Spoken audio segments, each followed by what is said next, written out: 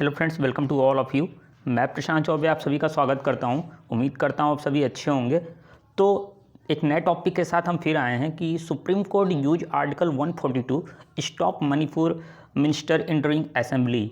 क्या है मामला? ये आर्टिकल 142 से जुड़ा हुआ है। क्यों सुप्रीम कोर्ट को यह कहना पड़ा कि जो मणिपुर के मिनिस्टर हैं वन एवं पर्यावरण मंत्री श्याम कुमार, उनको असेंबली में नहीं जाने दिया जाएगा और उनकी जो सदस्यता है उसको अयोग्य घोषित कर दिया जाएगा।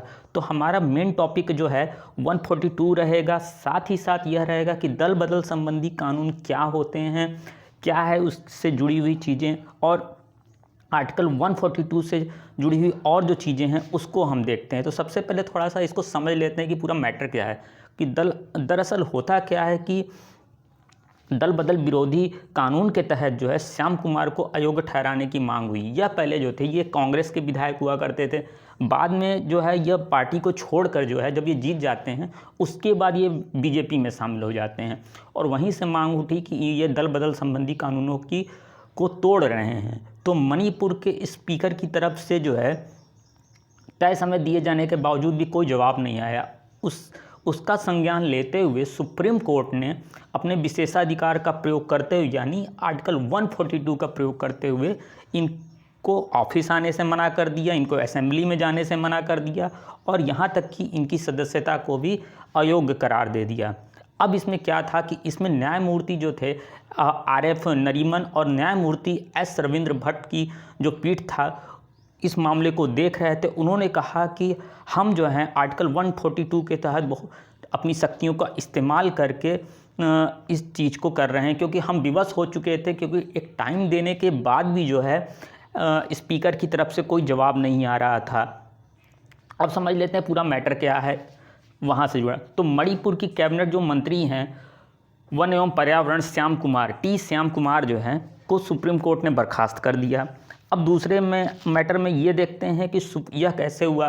तो अनुच्छेद 142 के तहत मिली शक्तियों का कोर्ट जो है वह प्रयोग करके इनको अयोग्य करार दे रही है। अब है कि किसी अन्य संस्था के द्वारा व्यवस्था बहाली में नाकामी के बाद जो है कोर्ट जो है इन चीज़ों का संज्ञान लेती है और उसको यह अधिकार है कि वह इस पर कार्य कर सके।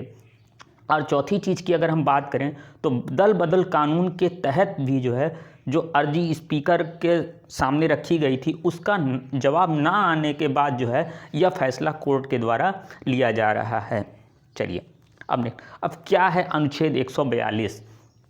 तो अनुच्छेद 142 को पहले उसकी हेडिंग समझ लेते, फिर इसको ये किस प्रकार से लाया गया इसको देखते हैं। तो अनुच्छेद 142 जो है अगर आप देखेंगे तो वह साधन है जिसके माध्यम से वह ऐसी महत्वपूर्ण नीतियों में परिवर्तन कर सकता है जो जनता को प्रभावित करती हों। ठीक है। अब इसमें एक केस भी पड़ा था उच्चतम न्यायालय द्वारा जो है बार एसोसिएशन बनाम भारत संघ के मामले में भी इसको दोहराया गया था, वो चीज़ें आगे की हैं। ठीक है, लेकिन देख लेते। दरअसल होता क्या है कि जब अनुच्छेद 142 को संविधान में शामिल किया गया तो इसे इसलिए वरीयता दी गई थी क्योंकि सभी का यह मानना था कि इससे देश के विभिन्न जो हैं वो जो वंचित लोग हैं अथवा पर्यावरण जो संरक्षण से जुड़े हैं उनको इसमें सहायता मिलेगी इस आर्टिकल 142 के तहत, और कोर्ट भी जो है काफ़ी मजबूत होगी इस चीज़ को लेकर। अब क्या कहता है जो है आपका अनुच्छेद 142 कि जब तक किसी अन्य कानून को लागू नहीं किया जाता, यानी इसके अलावा और कोई नहीं कानून आ जाता, तब तक सर्वोच्च न्यायालय का यह आदेश सर्वोपरि रहेगा। ठीक है। अब देख लेते क्या है कि संविधान के अनुच्छेद 142 के तहत संवैधानिक शक्तियों के प्रतिबंध हैं और सीमाओं के रूप में ये कार्य करता है, और इसी वजह से सुप्रीम कोर्ट ने खुद को संसद अथवा जो है विधायिका द्वारा बनाए गए कानून के ऊपर माना है। ठीक है, ये चीज़ थी। और इसको लेकर जो है सुप्रीम कोर्ट और बार एसोसिएशन वर्सेस भारत संघ में मैंने बताया कि मामले को दोहराया गया, और इस अनुच्छेद का जो उपयोग है मौजूदा जो कानून को प्रतिस्थापित करने के लिए नहीं बल्कि विकल्प के तौर पर जो है यूज किया जा सकता है, यह कोर्ट के द्वारा है। ये चीज़ है। अब ये चीज़ तो आपकी क्लियर हो गई कि इस आर्टिकल 142 के तहत क्या है। अब समझ लेते हैं दल बदल संबंधी कानून क्या है। तो बात उठती है कि दल बदल कानून पहले कब आया है, तो इसको थोड़ा सा पहले हेड पॉइंट वाइज देख लेते हैं, फिर उसके बाद देखते हैं। तो 1985 में जो है 52वें संविधान संशोधन के माध्यम से दल बदल संबंधी कानून पारित किया जा रहा है और संविधान की 10वीं अनुसूची में इसको शामिल किया गया है। अब थोड़ा सा इसको समझ लेते हैं कि इसके लाने के पीछे के कारण क्या रहे। तो 1960 से 70 के दशक में आया राम गया राम की राजनीति देश में काफ़ी प्रचलित हो गई थी। दरअसल हुआ क्या था कि अक्टूबर 1967 में हरियाणा के एक विधायक थे गया राम, ठीक है, और उन्होंने क्या किया कि जैसे ही चुनाव जीते तो चुनाव जीतने के 24 घंटे के अंदर ही दूसरी पार्टी में चले गए, फिर 6वें दिन दूसरी पार्टी में गए, फिर 15वें दिन तीसरी पार्टी में गए। तो इस वजह से और फिर घूम के फिर उसी पार्टी में आ गए जिसको उन्होंने छोड़ा था।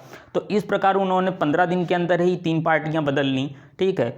इसको लेकर और काफ़ी वो चर्चा में आ गया और यहीं से जो है इस चीज़ को लेकर एक मुख्य धारा सी बनी कि हाँ, इस पे एक काम होना चाहिए। हालांकि आज़ादी के बाद कुछ ही वर्षों के भीतर यह महसूस किया जाने लगा कि जो है राजनीति में जो दल हैं वो स्वयं के फायदे को वरीयता दे रहे हैं, विधायकों और सांसदों के जोड़ तोड़ से सरकार बनाने में और गिराने में ही लगे रहते हैं। उनका मूल उद्देश्य ही यही हो गया है और इस कानून का मुख्य उद्देश्य भारतीय राजनीति में दल बदल की जो कुप्रथा थी उसको समाप्त करना था। उसके बाद 1970 के दशक के बाद आप देखेंगे तो यह काफ़ी तेज़ी से और प्रचलित होता जा रहा था। तो इसके रोकने के लिए 1985 में राजीव गांधी जी की जब सरकार थी तो 52वां संविधान संशोधन लाया जा रहा है, दल बदल संबंधी कानून। यानी अगर आपको दल बदलना है तो चुनाव जीतने से पहले आप दल को बदल लीजिए, चुनाव जीतने के बाद अगर आप दल बदलते हैं तो आपकी सदस्यता अयोग्य घोषित कर दी जाएगी। अब इस पर से जुड़ी हुई जो विभिन्न समितियां हैं, ठीक है, उसको भी थोड़ा देख लेते हैं। दिनेश गोस्वामी समिति एक बनी थी और एक विधि आयोग 1970 की रिपोर्ट आई थी। तो दिनेश गोस्वामी समिति जो थी उसमें राज्यपाल और राष्ट्रपति द्वारा यह कहा गया कि किसको अयोग्य करना है, को अगर दल बदल संबंधी कानून ऐसा आता है या कोई व्यक्ति ऐसा करता है तो उस पर राष्ट्रपति या राज्यपाल द्वारा विचार किया जा सकता है। ठीक, विधि आयोग 1970 की रिपोर्ट क्या कहती है, तो विप तभी आएगा जब अस्थिरता का खतरा हो, यानी सरकार अस्थिर हो, जैसा कि मध्य प्रदेश के मामले में आप देखेंगे। अब थोड़ा सा देख लेते हैं इसमें स्पीकर की क्या भूमिका होती है।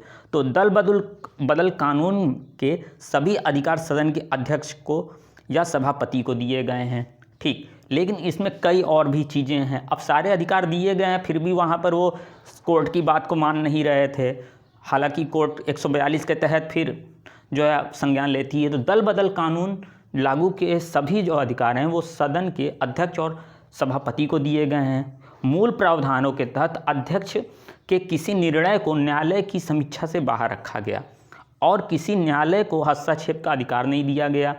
लेकिन जो है सर्वोच्च न्यायालय ने नागालैंड के किर्तो होल्लेन 1990 के मामले में इस प्रावधान को खारिज कर दिया। जो 1985 में बना था 1990 में इसको खारिज कर दिया और कहा कि न्यायिक समीक्षा भारतीय संविधान के मूल ढांचे में आती है और जिसे रोका नहीं जा सकता है।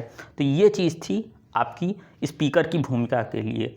अब अनुच्छेद 142 के अन्य मामले को भी देख लेते हैं। तो अयोध्या विवाद के ऐतिहासिक फैसले में इसको किया गया। सुप्रीम कोर्ट ने इसी अनुच्छेद के तहत अयोध्या की जो विवादित ज़मीन का मामला था, रामलला जहां विराजमान थे उनको सौंपने और मुसलमानों को जो है जो 5 एकड़ ज़मीन मिली है वो इसी के तहत दिया गया अपनी शक्तियों का प्रयोग करते हुए, ताकि दोनों पक्षों में एक सिमिलरिटी जो है वो हो सके।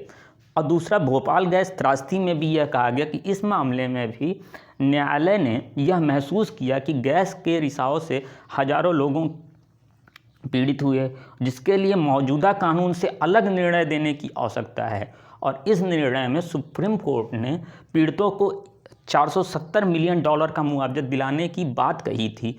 तो हालांकि अभी तक वो चीज़ हो नहीं पाई है, फिलहाल के लिए अभी यही है आपके सामने जो भोपाल गैस से जुड़ी हुई चीज़ें हैं। तो आई होप आपको ये चीज़ें समझ में आई होंगी। तो अभी के लिए धन्यवाद, नमस्कार, जय हिंद।